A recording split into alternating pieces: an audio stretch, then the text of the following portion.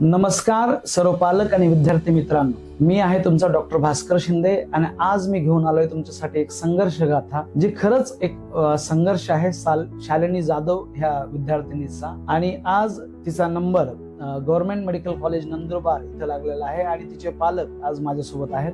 त्यांचं नाव आहे राजू जाधव आणि त्यांच्या पत्नी आहेत, ते सपत्नीक इथं उपस्थित आहेत। आणि सर्वात महत्वाची गोष्ट म्हणजे ते एक्स आर्मी पर्सन आहे आणि त्यांनी जम्मू काश्मीर, पंजाब, हिमाचल प्रदेश, गुजरात वेगवेगळ्या ठिकाणी देश सेवा केलेली आहे आणि त्याचा म्हणजे देशासाठी त्यांनी स्वतःच म्हणजे जे वेळ दिला, आज त्याचा मोबदला त्यांना मिळाला आहे। आणि भगवंतांनी त्यांच्या मुलीचा नंबर, त्यांची जी ज्येष्ठ कन्या आहे शालिनी जाधव, तिचा number government medical college Nandurbar इथं तिचा आज नंबर लागलेला आहे। त्यासाठी ते आपल्या सोबत आहेत। आपण जरूर ही जी पूर्ण व्हिडिओ आहे हा पाहावा। बऱ्याच जे फ्युचर ऍस्पिरंट आहेत, नीट ऍस्पिरंट किंवा पालक आहेत, बऱ्याच चांगल्या गोष्टी तुम्हाला कळायला लागतील की कसं पॅरेंटिंग करायला पाहिजे किंवा एखाद्या विद्यार्थ्यांनी कसा अभ्यास करायला पाहिजे। सर्वात पहिले सर तुमचं खूप खूप अभिनंदन, तुमच्या पूर्ण जाधव फॅमिलीचं खूप खूप अभिनंदन। आज तुमच्या मुलीचा नंबर लागलाय, 2 वर्ष झालं तुम्ही सतत त्यासाठी संघर्ष करताय। मी बघतोय की तुम्ही इथं येत होतात आणि इथं आल्याच्या नंतर मी बघतोय की 2 वर्षापासून तुम्ही सतत तिला घेऊन जाणे, क्लासला सोडणे, हे जे आहे ना, आपली रोज भेट व्हायची। मी तुम्हाला त्यावेळेस पण सांगायचो की सर शालिनीचा नंबर लागणार आहे आणि फ्रेशर असताना तिला हे सगळे मार्क पडले। तर सर्वात मोठी अचिव्हमेंट म्हणजे तिला बायोलॉजीमध्ये 360 पैकी 346 मार्क आहेत, ही खूप मोठी गोष्ट आहे। सर तुम्हाला कसं वाटतंय आज एक वडील म्हणून, एक पिता म्हणून तुमच्या मुलीचा नंबर लागलाय, तुमच्या काय भावना आहेत? सर मी सर्वप्रथम आपलं या मीटिंगचं स्वागत करतो आणि अभिनंदन करतो की आपला हा क्लास छत्रपती संभाजीनगर मध्ये असल्यामुळे खूप शालिनीला त्याचा फायदा झाला। आणि शालिनीचा हा 2 वर्षाचा प्रवास खूप अवघड परिस्थितीतून, म्हणजे ती एकदम नॉर्मल शाळेमध्ये सेमी गव्हर्नमेंट मध्ये शिकलेली आहे। असं वाटत नव्हतं की ती एवढ्याच्या मध्ये चांगला परफॉर्मन्स करून म्हणे नॅशनल लेवलला करेल म्हणून असं वाटत नव्हतं। परंतु तिची जिद्द आणि खास करून तुमची मेहनत आणि तुमचा विश्वास तिच्यावरचा, मी प्रत्येक वेळेस ज्यावेळेस मी शिंदे सरांना भेटलो, शिंदे सरांचा आणि माझं खास करून लिंबाच्या झाडाखालीच बाहेर भेट व्हायची। सरांना एवढंच विचारतो आम्ही सरांना, सर कसं चालू आहे शालिनीचं? सरांचं मला एकच शब्द राहायचा की सर शालिनी खूप चांगल्या प्रकारे अभ्यास करते आणि तिचा नंबर लागेल 100% प्रेशर मध्येच, म्हणजे पहिल्याच अटेम्प्टमध्ये नंबर लागेल। बरेचशी मुलं 2-2, 3-3 वेळेस रिपीट करतात, तसं तुमच्या मुली बाबतीत होणार नाही, कारण तिचा अभ्यास करण्याची पद्धत आणि तिची जी जिद्द आहे त्या जिद्दीमुळे तिचा पहिल्याच अटेम्प्टमध्ये नंबर लागेल, असं सरांचं प्रत्येक वेळेस हेच वाक्य राहायचं। आणि तो सरांचा हा जो विश्वास आहे, एआयबीचा जो विश्वास आहे, तो आज खरा ठरला आणि आज शालिनीचा नंबर JMC नंदुरबार या ठिकाणी लागलेला आहे। त्यामुळं आनंद कसा व्यक्त करावा हेच समजत नाही। आणि सरांचं, टीमचं आणि एआयबीचं मी आभार एवढे मानतो की संभाजीनगर मध्ये ज्यावेळेस मी क्लासेस बघत होतो त्यावेळेस बरेचसे क्लासेस बघितले, परंतु त्या एआयबी सारखे क्लास मला कुठं शोधूनही दिसला नाही। आणि मी लास्टला एआयबी मध्ये सरांकडे भेटलो आणि सरांची जी बोलण्याची आणि सरांची जी मुलांना अटॅचमेंट राहण्याची सवय आहे, त्या सवयीमुळे शालिनीला मी सरांच्याच म्हणजे सोपून दिलं होतं की सर ही मुलगी आणि तुम्ही, असं सर्व समजून सरांकडे शालिनीला ठेवलं होतं। आणि सरांनी आणि त्यांच्या टीमनी खूप चांगल्या प्रकारे म्हणजे ते संस्कार, ते शिकवण्याची पद्धत आणि या शिकवण्याच्या पद्धतीमध्ये सरांची प्रत्येक महिन्याला पॅरेंट्स आणि टीचर मीटिंग असते, त्या मीटिंग मध्ये सर्व येतोच मी त्यामध्ये येतोच। शालिनीची आई पण माझ्यासोबत आहे आणि काय असतं ना की एका म्हणजे लेकराचं जर चांगलं झालं तर जो आनंद आईला आहे ते कदाचित शब्दामध्ये मांडू शकत नाही। पण ताई तरी पण नमस्कार। आज तुम्हाला कसं वाटतंय तुमच्या मुलीचा नंबर लागलाय गव्हर्नमेंट मेडिकल कॉलेजला? आणि म्हणजे ह्या वर्षीची जी नीट आहे त्यामध्ये बऱ्याच घटना घडल्या, बऱ्याच कोर्ट केसेस झाल्या, सुप्रीम कोर्टापर्यंत केस चालली, त्याचा रिझल्ट आला आणि बऱ्याच विद्यार्थ्यांचं भविष्य टांगणीला लागलं होतं। आणि त्या तशा परिस्थितीमध्ये पण मी कसा धीर दिला तिला आणि आज तर नंबर लागलाय। तुमचे काय भावना आहेत? आज तुम्हाला काय वाटतं एक आई म्हणून? खूप सारे पालक तुम्हाला ऐकत आहेत कदाचित। सर शब्दात मांडणं खूप खूप खूप कठीण आहे सर, पण तुमच्या बोलण्यावर, तुमच्या सांगण्यावर विश्वास होता। तिचे कष्ट खूप होते, खूप म्हणजे रात्री 12-12 वाजेपर्यंत जागायची। तुम्हाला म्हटले पण होते सर, मला तिला बघून आहे ना कधी कधी रडायला येतं सर। सर जेव्हा आता हे जे प्रॉब्लेम्स झाले ना, तर तेव्हा आम्ही दोघं दोघांच्या मनात वेगळे वेगळे विचार असायचे, पण आम्ही तिला कधीच दाखवू दिलं नाही की आमचं म्हणजे काय होणार आहे, काय आम्हाला काहीच माहिती नाही. विश्वास तिला द्यायचो की बाळा तुझं होणारच आहे, सक्सेस तू होणारच आहे, तू टेन्शन घेऊ नकोस, टेन्शन घेऊ नकोस, एवढंच सांगायचं. रिझल्ट लागल्याच्या दरम्यान जे नंतर कोर्ट केसेस वगैरे चालू होते, हो सर, खूप बरोबर आहे ना. काय असतं ना ताई, 2 वर्षाची मेहनत आहे ती सर. 2 वर्ष इतका कठीण अभ्यास केला, पण तेव्हा पण इतकी बोर झाली नव्हती. ते 2-4 महिन्यामध्ये बोर नाही होतेच त्या गोष्टी तशा. बर, मग तुम्ही कसं, तिचा काय शेड्यूल होता दिवसभराचा अभ्यासाचा, कसं ती घरी गेल्याच्या नंतर कसा अभ्यास करायची, सर किती वाजता बसायची, कधी तुम्हीच मॉनिटर करत होतात बऱ्याच गोष्टी? सर ती सकाळी 6:30ला उठायची, अर्ध्या तासात तयार होऊन लगेच यायची क्लासला आली की तिने सर मैत्रिणी समजा 1 तास नंतर तर तिने काय केलं होतं, 1 तास लागल गप्पा मारण्यामध्ये म्हणून तिने ती जेवणाची वेळ सुद्धा बदलून टाकली होती सर. ती जेव्हा 5 वाजता पप्पांना बोलून घ्यायची, पप्पांसमोर जेवण करायची आणि पप्पांसोबत डब्बा देऊन ती वापस अभ्यासाला लागायची सर. अभ्यासिकामध्येच बसायची, अभ्यासिकामध्येच अभ्यास केला. हो, रात्री किती वाजेपर्यंत? रात्री घरी आल्यानंतर पण आहे ना, इथे किती वाजे? 12 वाजेपर्यंत. रात्री 12 वाजेपर्यंत घरी अभ्यास करायचे आणि इथं अभ्यासिकेमध्ये किती वाजेपर्यंत बसायचे? इथं 9:30 वाजेपर्यंत. कायमचं म्हणजे एक सारखंच तिने शेड्यूल ठेवला, हे मात्र सत्य. मी शालिनीला काही प्रश्न विचारतो की शालिनी बेटा, सुरुवातीला ज्यावेळेस तू ऍडमिशन घेतलं होतं 11th ला, तुला असं वाटलं होतं का की आपला पहिल्याच अटेम्प्ट मध्ये MBBS ला नंबर लागेल? म्हणजे एवढं तर नव्हतं की लागू शकतो म्हणून, पण नंतर जेव्हा माझी स्टडी वाढत गेली आणि कॉन्फिडन्स वाढत गेला, तुम्ही सगळ्या टीचर्सनी जसं सपोर्ट केला, त्याच्यानंतर वाटायला लागलं की होऊ शकतो माझा फर्स्ट अटेम्प्ट मध्ये. ओके, बढिया. आणि आपण शेवटी अभिजय टेस्ट सिरीज घेतली होती, तर ही एक नॅशनल लेवलची टेस्ट सिरीज आहे, त्याचा तुला कितपत फायदा झाला अभिजय टेस्ट सिरीज? मी अभिजय टेस्ट सिरीजच फॉलो केली होती स्टार्टिंग पासूनच, आणि त्याचे जे पेपरची जे लेवल होती ती एकदम बरोबर होती, म्हणजे परफेक्ट होती. तशीच नीटची पण आलेली आहे हे तर पक्का आहे.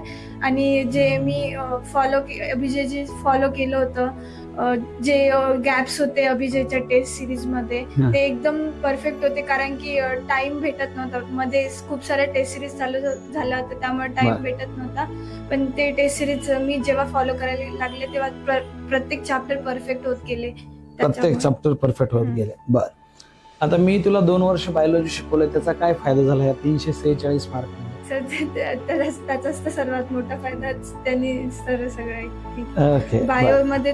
स्टार्टिंगला मला तर पहिले मी सेमीची होती म्हणून मला NCERT रेडी मध्येच पहिले प्रॉब्लेम येत होता, पण नंतर मग तुमची जी टीचिंग आहे पूर्ण ओव्हरऑल शिकवणं, आणि नंतर नोट्स रीड केल्याशिवाय मी कधीच NCERT ला हात नव्हते लावत. पहिले नोट्स रीड करायचे, आणि जेव्हा तुम्ही शिकवलं नंतर नोट्स रीड केले ना, त्याच्यानंतर NCERT खूप इझी वाटत होती, आणि मग नंतर NCERTच वाचायला लागली. बर, मग DNRP सेशन अटेंड केले तू? हो सर. DNRP म्हणजे डेली NCERT रीडिंग प्रोग्राम आहे. मी याच्यामध्ये ना म्हणजे प्रत्येक chapter line to line detail मध्ये एक्सप्लेन करत राहतो मुलांना. शिकवल्याच्या नंतर हे रिव्हिजन प्रोग्राम आहे, आणि त्यामध्ये मग NCERT वर कसे प्रश्न बनवू शकतात, match the list 1 with list 2, किंवा स्टेटमेंट वाईज MCQ कसे बनवू शकतात, हे सगळं विद्यार्थ्यांना सांगत असतो. त्यामुळे काय होतं, त्यांना ते NCERT बद्दल एक वेगळंच अट्रॅक्शन तयार होतं, आणि त्याची जी लँग्वेज आहे ती थोडी हार्ड आहे कम्पॅरेटिव्हली. त्यामुळं ते जर एखाद्या टीचरने सांगितलं त्याचा खूप जास्त फायदा होतो. तुला कितपत फायदा झाला त्या DNRP? तेच, मला पहिले NCERTचं ते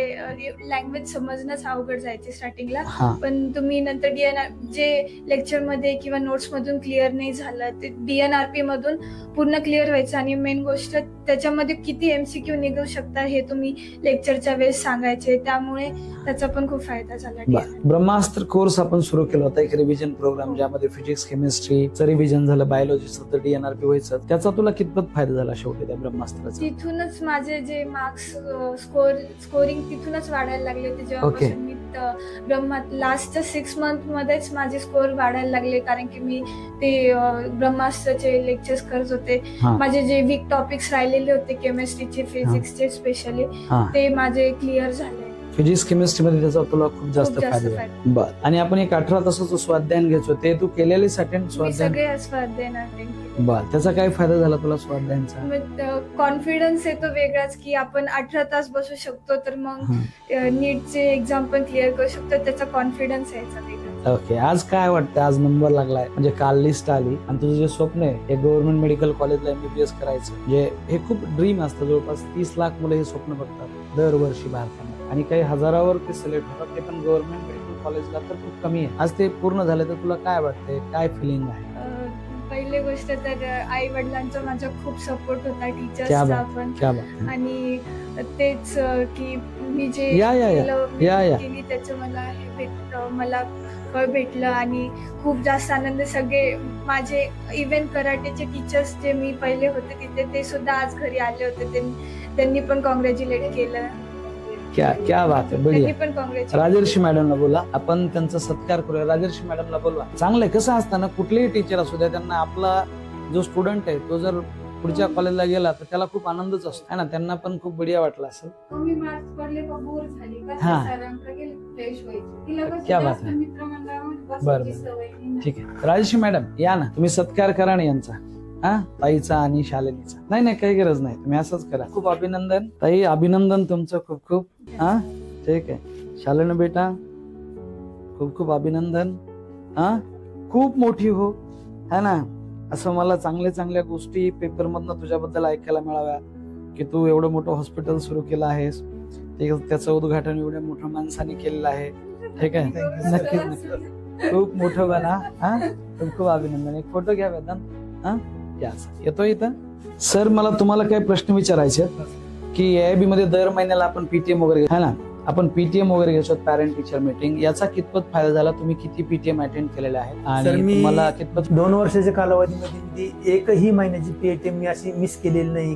त्या PTM ला मी हजर नाही किंवा माझी मिसेस, आम्ही सरासरी माझी मिसेस कधी एखाद्या वेळेस गैरहजर असतात, पण आम्ही दोघं सरासरी PTM ला हजर असायचो. आणि त्या PTM मुळे असा फायदा झाला की तुम्ही त्या प्रत्येक PTM मध्ये त्या बोर्डावरती समजावून सांगायचे की बाबा तुमच्या मुलांनी ह्या महिन्यामध्ये काय केलं आणि त्याला किती पर्सेंटेज येऊ लागले, कोणत्या विषयामध्ये किती मार्क्स पडू लागले आणि त्या मुलांनी पुढं परत काय करायला पाहिजे. त्या PTM मुळे हा एक मोठा फायदा झाला आणि त्यामुळं काय झालं, पालकाचा आणि टीचरचा दोघांचा विश्वास हा मुलांवरती यायला लागला की ही मुलं काहीतरी करतात, काहीतरी पुढं म्हणजे घडू शकतं, चांगलं पॉझिटिव्ह सगळं होऊ शकतं. आणि एक त्याच्यामध्ये जागरूकता पण निर्माण होत असते की नेमकं आपण विद्यार्थ्यासोबत कसं बिहेव करायचंय, कसं राहायचंय. आणि तुम्हाला काय PTM मधनं कळालं ताई? म्हणजे आपल्या अगोदर वाटायचं की हे इतका अवघड आहे म्हणजे मी कशालाच घेतला असेल, मला खरं सांगते सर, माझं पहिले तर तेच होतं, इतका अवघड मी का घेतला असेल. पण ती नंतर मग मी हे केलं की हिच्या सोबत कसं वागायचं म्हणजे हिचा आणखी कॉन्फिडन्स वाढेल. सर मी प्रत्येक मीटिंगला यायचे ना काहीतरी नवीन शिकायचे. तुमच्या म्हणजे तुमचे विचार खरंच आमच्या जीवनात अनमोल राहिले सर, तुमच्या ज्या विश्वासाने ना सर. खरंच सर आम्हाला म्हणजे ही डॉक्टर लाईन म्हणजे काय हे असं म्हणजे एवढं हे काही नव्हतं सर. नाही तुमची मुलगी खूप मोठी होणार आहे, हा माझा विश्वास आहे तिच्यावरचा. आणि तुम्ही AIB वर आणि माझ्यावर जेवढा विश्वास टाकला त्याबद्दल खूप खूप धन्यवाद. तुमचे शब्द आज खूप माझ्या मुलीतला डॉक्टर तुम्ही ओळखल्यामुळे तुमचे पण खूप धन्यवाद सर, खरंच मनापासून सर. थँक्यू. म्हणजे प्रत्येक वेळेस तुम्ही काही नवीन गोष्टी शिकलात. आपण NWR पण घ्यायचो, काही बाहेर एक्झाम घ्यायचो सर आपण. सर सुरुवातीला तर तिची गुलाबासाठी खूप धडपड असायची, माझ्या मम्मीला मी गुलाब द्यावा. जेव्हा पॅरेंट PTM मध्ये आपण जे टॉपर आहेत त्यांना त्यांच्या पालकांचा सत्कार करायचा, त्याच्यासाठी त्या धडपडीपासून तिला एक टॉप 10 मध्ये यायची सवय लागली सर. मग तिथून पुढं तुम्ही तिचं म्हणजे तिला ओळखणं, तिने म्हणजे त्या तुमचं ऐकणं, तिला मैत्रिणी छान भेटणं, म्हणजे ते तिच्या लाईफचा म्हणजे बदलाव सगळं तिथूनच होत गेलं. ते तर असंच असतं. एक आज तिने एक छोटासा पडाव अचीव्ह केलेला आहे तिच्या आयुष्याचा है ना. आपण जर बघितलं 100 वर्षाचं आयुष्य आपण मी कन्सिडर करतो तिच्यासाठी, हा माझा आशीर्वाद आहे तिला. तर तिचं काही 16-17 वर्ष 17-1 वर्षाचा विषय आता आतापर्यंत आता शिकतो तिने सुरुवात केलेली आणि सुरुवात पण चांगलीच झाली. डेफिनेटली ती आणखी खूप मोठी होईल असा माझा विश्वास आहे. आणखीन आपण सर बाहेर परीक्षा घ्यायचो NWR बाहेरच्या सेंटरवर, तर त्याचा किती फायदा झाला शालिनीला? ज्या बाहेर आपण परीक्षा घेतल्या नीट सारख्याच वेगवेगळ्या सेंटरवर, तुमचा काय अनुभव राहिला त्या परीक्षेचा? सर त्या परीक्षेमुळे मुलांमध्ये एवढं कॉन्फिडन्स येऊन गेलं की बाबा नीट ही परीक्षा म्हणजे आपल्यासाठी काहीच नाही असं त्यांना वाटलं. कारण जे बाहेर तुम्ही छत्रपती कॉलेजला परीक्षा घेतल्या, बऱ्याच वेळेस छत्रपती कॉलेज इथं बाहेर साईडचं एक कॉलेज आहे तिथे परीक्षा घेतल्या, म्हणजे त्यामुळं मुलांना कसं हा कॅम्पस सोडून बाहेर तुम्ही जी परीक्षा घेतला आणि त्या कॅम्पस मध्ये परीक्षा असे घेतलं की नीट मध्ये तुम्ही ज्या प्रकारे परीक्षा देतात त्या पद्धतीने तुमचे पेपर देणं त्यांना, पेपरचे पुन्हा सिलिंग आणणं, फोडणं, टायमिंग आणि तो पेपर टायमिंग मध्ये क्लोज करणं आणि तिथला जे वातावरण जे आहे सगळं ते म्हणजे असं वाटायचं की त्याला आपण असं वाटायचं नीटच्या परीक्षेला बसलो त्या पद्धतीने ते बाहेरचा एक अनुभव. तुझा कसा अनुभव होता बाहेर जे आपण परीक्षा घेत होतो त्याचा शालेय? तेच की नीटचं जे वातावरण असतं ते पहिलेच अनुभवलेलं असल्यामुळे तिथे कॉलेजमध्ये मी जेव्हा गेले तेव्हा मला असं एवढं भीती वाटली नाही की मी एकदमच वेगळ्या वातावरणामध्ये आले. मी ऑलरेडी असे पेपर्स दिलेले कॉलेजेसमध्ये, त्यामुळे थोडासा कॉन्फिडन्स त्याच्यामुळे राहिला. सर, तुम्ही भविष्यातल्या पालकांना काय सांगताल की कसं मुलासोबत राहिलं पाहिजे, वडिलांनी कसं राहिलं पाहिजे ह्या 2 वर्षामध्ये, आईनं कसं राहिलं पाहिजे, तुमचे काय एक्सपिरियन्स आहे? कसं असतं की असं काही शुअर शॉट माहित नाही, आज आपल्याकडे रिझल्ट आहे, आज तुमच्या मुलीचं ऍडमिशन झालंय, हे पण सुरुवात करताना आपल्याला काही माहित नसतं. हा एक प्रवास आहे 2 वर्ष. आपल्याला मध्ये रिझल्ट लागल्याच्या नंतर पण अपडाऊन होतं की लागेल का नाही, ह्या स्कोरला आपल्याला मिळेल का. तर पालकांनी एकंदरीत कसं घरचं वातावरण ठेवावं आणि कसं विद्यार्थ्यासोबत वागावं, मुलासोबत मुलीसोबत, जेणेकरून त्यांचं मनोबल नेहमीच वाढत राहील, काय पालकांसाठी सांगतो? सर, मी एक सांगू इच्छेल पालकांना की ज्यावेळेस मुलं आपले हा जो नीटचा अभ्यासक्रम सुरू करतात त्यावेळेस मुलं एक आगळ्या वेगळ्या फील्ड मध्ये जातात. त्यामुळं मुलं काही वेळेस अग्रेसिव्ह होतात, काही वेळेस एकदम शांत राहतात. मी 2दा तुमच्याकडे आलो होतो शालेय की सर ही काही बोलतच नाही, घरामध्ये काही बोलतच नाही, इथे क्लासमध्ये बोलत असेल पण घरामध्ये बोलत नाही म्हणून 2दा तुमच्याकडे आलो. तुम्ही तिला बऱ्याच वेळेस समजावलं. त्याच्यानंतर तिच्या काही वेळेस स्कोर डाऊन यायचा त्यावेळेस बी तुम्ही तिला चांगलं मोटिवेट केलंय की बाबा स्कोर कशामुळे डाऊन येतो, तू स्टेबल तिन्ही विषयाचा एकसारखा अभ्यास करत जा म्हणजे. आणि दुसरी गोष्ट, हे जे अभ्यास करत राहतात मुलं त्यावेळेस अपडाऊन होत राहतं आणि त्या अपडाऊन मध्ये पालकांनी आणि मुलांनी एकमेकावर चिडचिड होणं ही स्वाभाविक गोष्ट आहे आणि बऱ्याच वेळेस आमची झालेली पण आहे. बऱ्याच वेळेस ती चिडचिड करायची तर आम्ही शांत राहायचो, एकंदरीच आम्ही चिडचिड केली ती समजून घ्यायची नाही, पप्पा थोडेसे आता हे झालेत म्हणजे असं हा स्वभाव होतच राहतो. तर त्या स्वभावामधून जाणं गरजेचंच आहे. आणि ह्या 2 वर्षामध्ये आम्ही बाहेर 2 वर्षात आम्ही म्हणजे ऍज अ पॅरेंट 2 वर्षामध्ये घरा सोडून आम्ही बाहेर कुठेच गेलो नाही. जर फक्त उस्मानपुरा आणि घर एवढंच, AIB आणि घर एवढंच आम्हाला माहित होतं. ह्या 2 वर्षात रविवारी प्रत्येक रविवारी तिची कोणती तरी टेस्ट असायची किंवा तुमच्या बाहेर एखादी टेस्ट असायची. त्यामुळे रविवार सुद्धा मला कधी बाहेर जायला भेटलं नाही.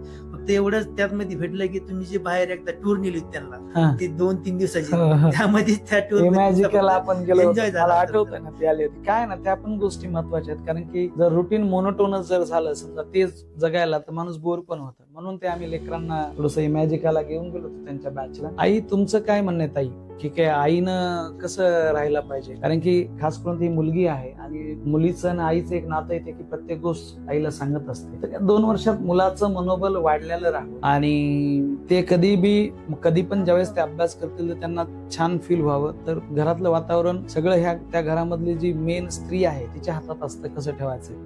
तुम्ही कसं मेंटेन केलं हे सगळं 2 वर्ष? सर, ती जेव्हा चिडचिड व्हायची ना तर तेव्हा आम्ही शांत व्हायचो. कधी मला पण असं वाटेल तिला रागवा, पण नाही सर, तिच्या डोक्यावरचा भार बघून तुम्ही मला जेव्हा आम्ही दोघं आलतो ना समजून सांगितलं होतं की मुलं असं करतात, तर त्याच्यामुळे सर त्याचा मला म्हणजे हे झालं, उपयोग झाला की मी इतर पॅरेंट्सला पण तेच सांगेल की तुम्ही तुमच्या मुलांवर विश्वास ठेवा आणि त्यांच्यासोबत मोकळे राहा आणि त्यांच्या समस्या पण समजून घ्या आणि मुलांनी पण आई वडिलांनी समजून घ्यावं, मुलांनी पण आई वडिलांना समजून घ्यावं दोघं. आणि म्हणजे जे अभ्यास करून त्यांना जे टेन्शन आलेलं असतं ना, तर प्रत्येक मुलावर ही वेळ येतीच की ते म्हणजे मूड चेंज होत राहतात आणि थोडंफार चिडचिड होणं स्वभाव नेचर आहे. बरोबर आहे. हो सर. तर तेव्हा आईचं काम आहे की बाळाला आहे ना बाळासारखं म्हणजे जसं छोटा असताना जसं सांभाळतो ना तसंच सांभाळण्याची त्या 11वी आणि 12वी मध्ये गरज आहे सर. है ना? बरोबर आहे. खरंच तुम्ही एकदम करेक्ट बोललाय. लहान बाळ एकत्र रडायला तर आपण लगेच काय त्याच्यावर पटकन त्याच्याकडे जातो, त्याला घेतो उचलून, तशीच गरज आहे. क्या बात आहे. एकदम करेक्ट बोललाय तुम्ही. आणि जर का पालकांनी व्यवस्थित लक्ष द्यावं, मुलींसाठी आईनी खूप विश्वास ठेवा की माझी मुलगी करू शकते. तुम्ही जर तिच्यावर विश्वास ठेवला ना, सामान्यातलं सामान्य लेकरू पुढे जाऊ शकतो सर.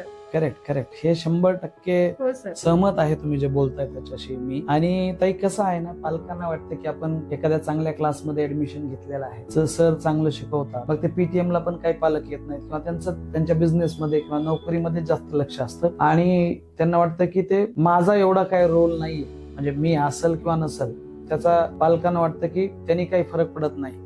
पण त्यांनी फरक पडतो का पालकांचा? पडतो. कारण आहे ना, PTM मुळे आपल्याला नॉलेज येतं की मुलांसोबत कसं वागायचं. काही काही पॅरेंट्स बघा, मुलं कमी मार्क्स असले एक तर PTM ला जात नाही आणि कमी मार्क आले म्हणजे मुलांवरती चिडचिड करतात, रागवतात. मग मुलांना एक तर मार्क्स कमी पडल्यामुळे ते आधी डिप्रेशन मध्ये गेलेले असतात. आणखीन आई वडिलांनी त्यांना समजून घ्यायचं तर आणखीन ते पण रागवतात. मग लेकरांनी काय करायचं? त्याच्यासाठी तुम्हाला जर समजत नसेल काही तर तुम्ही प्रत्येक PTM हजरी द्या.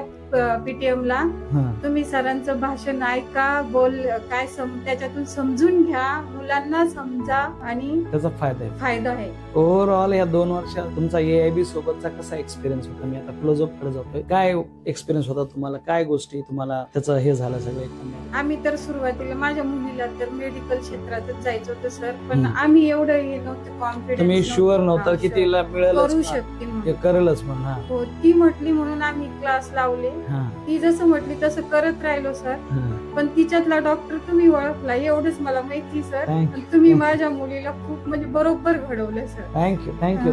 सर तुमचा काय एक्सपिरियन्स होता AIB बद्दल? सर AIB बद्दल काय बोलावं मला तेच शब्द सुचत नाही, कारण AIB ची जी टीम आहे ती एकदम मी म्हणन की ऑल इंडिया मध्ये अशी टीम पुढे मला सापडणार नाही. कारण त्यांनी मुलाची शिकवण्याची पद्धत आणि मुलांना समजून घेण्याची पद्धत उत्तमरित्या आणि मिश्रा सरांनी बरं मी बोलून घेतो त्यांना, इथंच राहतात ते. नक्कीच हे असंच असतं. एक फिजिक्सचा टीचर पण तेवढाच महत्वाचा आहे, केमिस्ट्रीचा पण महत्वाचा आहे, बायोलॉजीचा पण महत्वाचा आहे. सर एकदा कन्क्लूड करूया, तुमचा काय एक्सपिरियन्स राहिला?